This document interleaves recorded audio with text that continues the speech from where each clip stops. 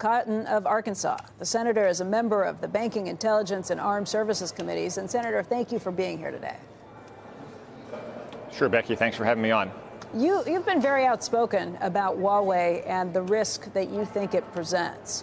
What do you think about what Secretary Mnuchin just told us?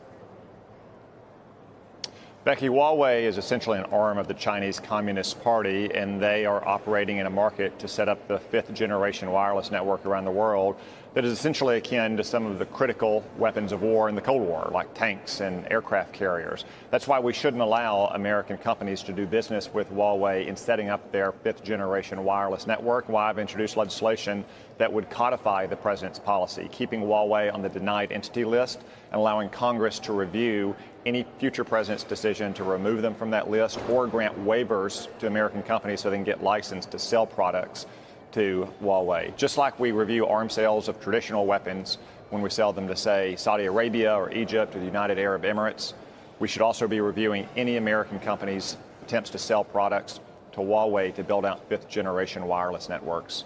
Watching from the sidelines, it's been a little confusing to be told that Huawei is so dangerous, but then to see it kind of getting thrown into play in terms of the trade talks.